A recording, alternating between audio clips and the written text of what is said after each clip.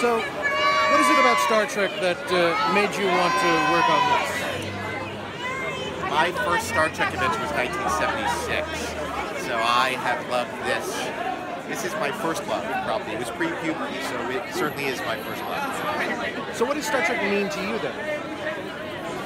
You know, for those of us of a certain age, Star Trek was science fiction where there wasn't really much progressive science fiction on television.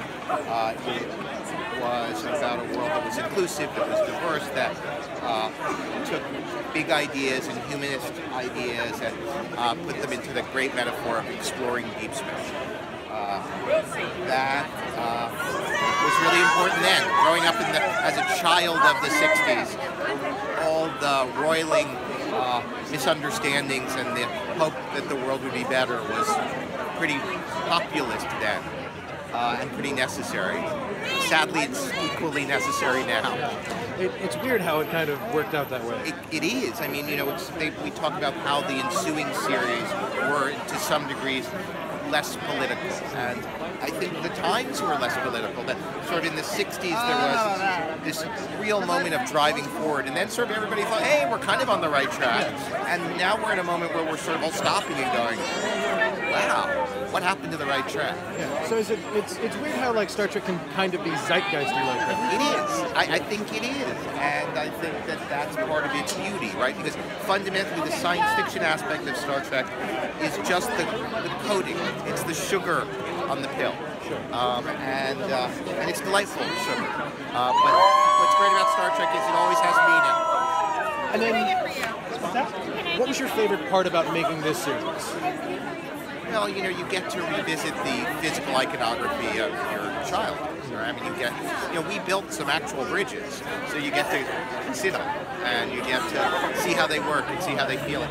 You know, the props are actually laser printed, and the phasers have F, they do everything but fire.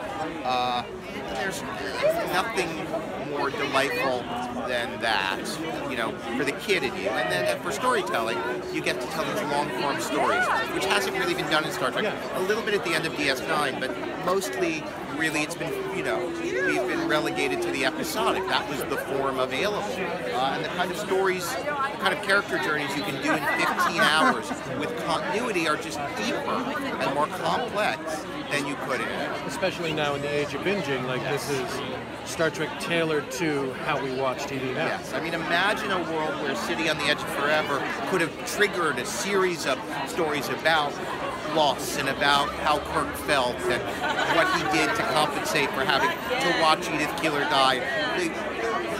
The choices that we make and where morality lives in the mix of that. You know, all those questions didn't get to be answered because by next Monday, everybody had to be right back to where they were. Yeah.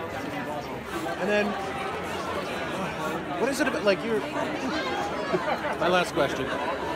You're a rather prolific genre producer. Would you ever want to see, if you had your druthers, what 2 or 3 sci-fi things cross over? Oh, God, I don't know. I mean,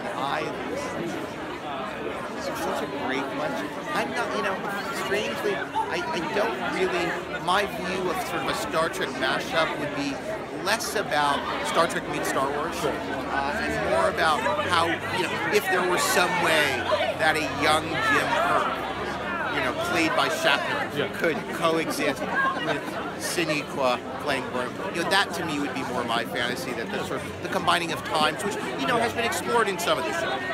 But, you know, the more technology lets us do that, the more delightful I think those prospects become.